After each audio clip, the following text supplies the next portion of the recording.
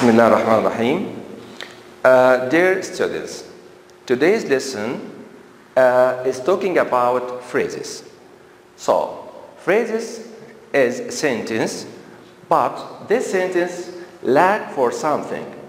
It's like a fragment. It's not a complete sentence. Okay? So, it doesn't have a subject or a verb. So, let's have the first slide here, or definition of it. What's a phrase? A phrase is a group of words that function as a unit. As modifier or a noun, a phrase lacks a subject, predicate, or both. We all review three types of phrases. The first one, prepositional, appositive, and verbal. Here are some examples of phrase: of the people, for the people, by the people, above the people, under the people, and so on. So here you can notice that we have some prepositions here before a word. So, the first type, prepositional phrase, okay? Let's start. What's a prepositional phrase? A prepositional phrase consists of a preposition, a noun or a pronoun, called the object of the preposition, as well as any modifiers of the object. Here an example. During the radio, the ball became belligerent. So, here we have the preposition during the radio. Another example. Lorraine is extremely angry about the parking ticket. So, look, here we have a preposition about, and for the noun, the ticket. Okay. Here we can find that a preposition phrase functions as an adjective when it's modified noun or pronoun. Let's have an example. Each of the dancers won an award. So, each here for the dancers. Another example, I kept a written account of my troubles. So, here the word account or and the troubles. So, a prepositional phrase also functions as an adverb when it modifies a verb, adjective, or another adverb. So, let's have an example now, okay? So, Kathy was nervous during her interview. So, look at her nervous and her interview. Another one. Last year, I worked as a clown in the circus. Let's see here what happened to the sentence here. Worked here is described by in the circus. So here, the prepositional phrase here describes the verb as what? As an adverb, okay? So, another kind of phrases is appositive phrases. So, let's have their definition. An appositive is a noun or pronoun placed near another noun or a pronoun. To explain or identify it, an appositive phrase included with the appositive all of words or phrases that modify it. So, let's have an example. My uncle, a mediocre chef, is no Julia Chills since he often drops his cigarettes ashes into the food he's preparing. So you can note here, this is what we call a positive phrase. Okay. So here it modifies here my uncle. We can note how it's working here. My favorite pastime, cow tipping, often results in the dirt shoes. Okay? So let's note here. Yeah, that's it here. Cow tipping here describes pastime. So that's what we call a positive phrase. So let's have another kind. A verbal phrase. Okay? What's a verbal phrase? So now look at the board. Verbal phrases are verb forms that function as nouns, adjectives, or adverbs.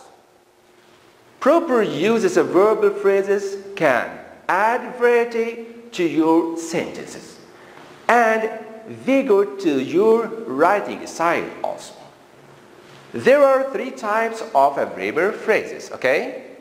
So, participles, gerunds, and infinitives. So, now let's talk about them. The first one here, participle phrase. A participle phrase functions as an adjective and can take four forms. What are they? Present, past, perfect, and passive perfect also. It consists of the participle, its modifiers, and complement. So, in present, let's have an example. Competing in the race, the athlete felt a surge of adrenaline. So, here, competing here, this is what we call participle. In the race here, describing here what? The athlete.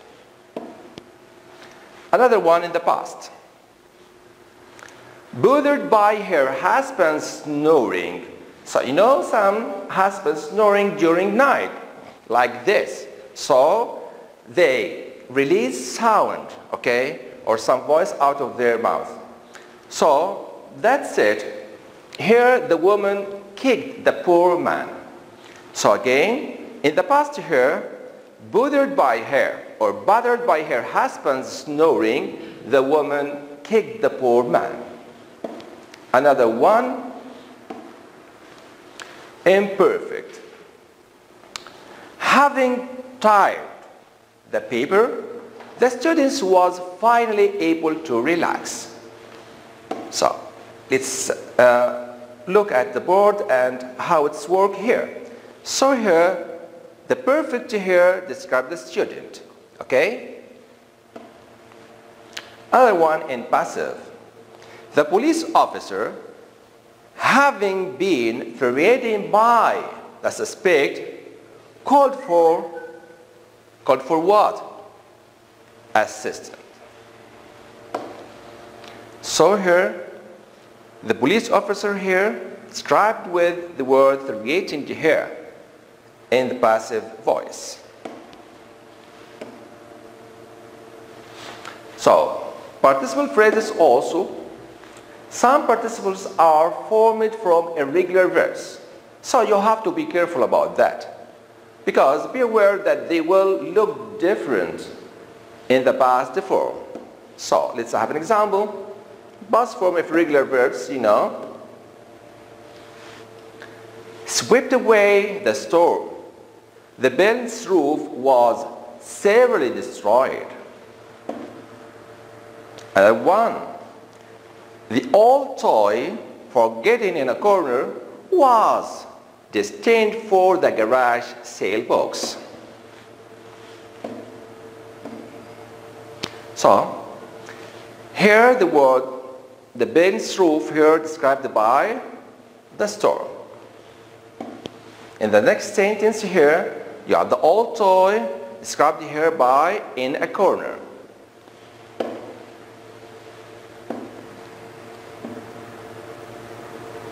So now let's have another kind of phrases. Absolute phrases. So what are they? Usually, but not always. An absolute phrase is a group of words consisting of a noun or a pronoun. Okay? And a participle as well as any related modifiers. So, absolute phrases don't directly connect to or modify any specific word in the rest of the sentence. Instead, they modify the entire sentence. Adding information, they are always treated as practical elements and are set of form of the rest of the sentence with a comma or a pair of commas, sometimes by a dash or a pair of dashes. Okay? So, absolute phrase also here contain a subject which is often modified by a participle, but not a true verb. So now, let's continue about that. It's not so easy for our students to understand. The absolute phrase may appear at the end of the sentence. So, look at this example. The hunters rested for a moment in front of the shack. Breezes gathering in the foresty air. So here, this is what we can say here, absolute phrase. The absolute phrase may also appear at the beginning of the sentence also, okay? Not just at the end. So look at this. So we can start with this and say, breeze gathering in the foresty air, the hunters rested for a moment in front of the shack.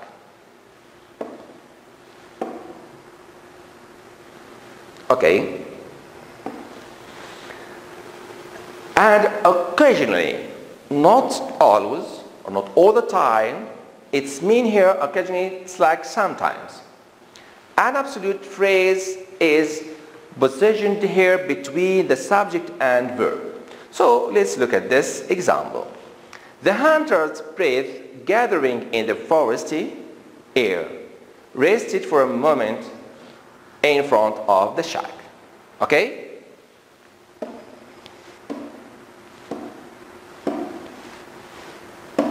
Let's have more examples, because as I told you, that's not easy to understand it. So, the season being over, they were moved by fans in Times Square. Another one, the old firefighter stood over the ruins, eyes watering from the intense smoke.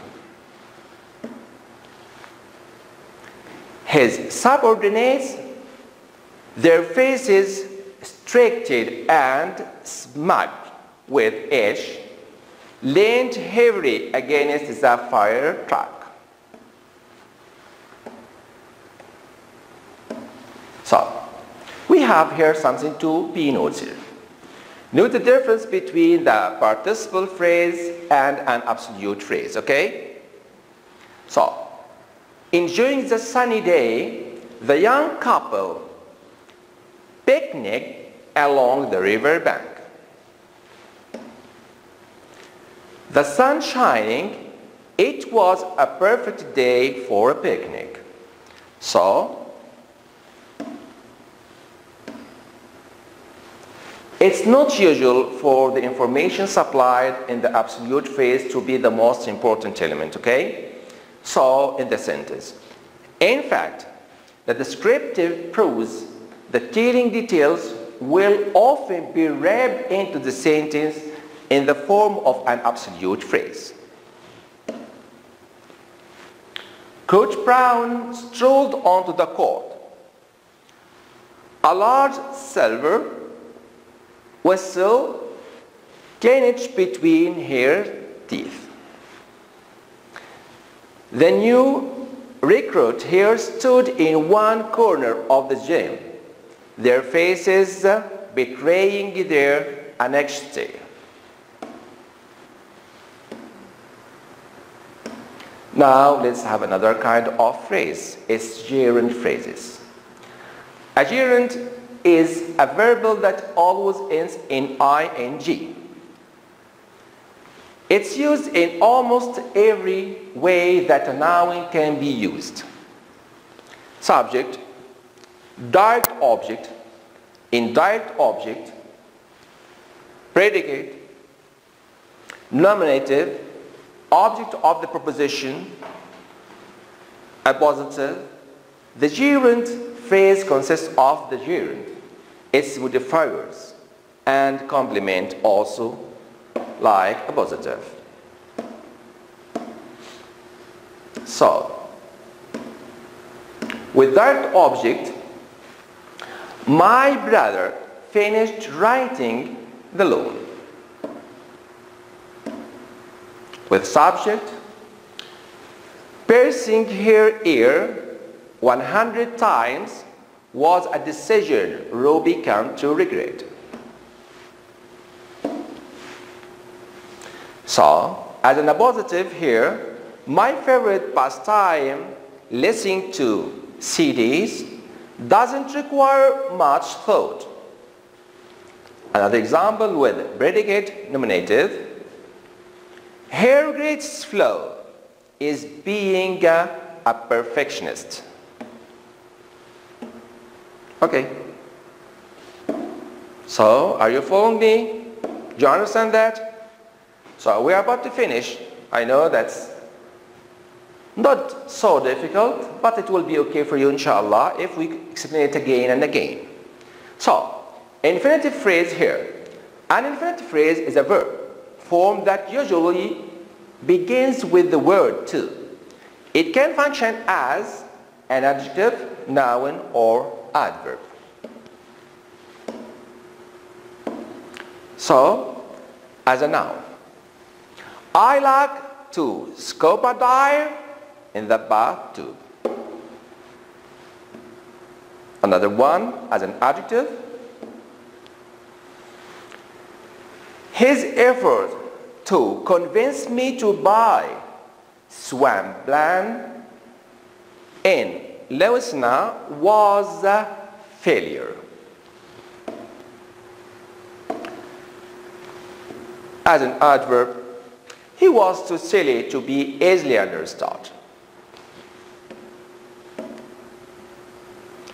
So now it's your turn to try answering some question. Okay? So thank you very much for listening to me and all the time. Thank you very much.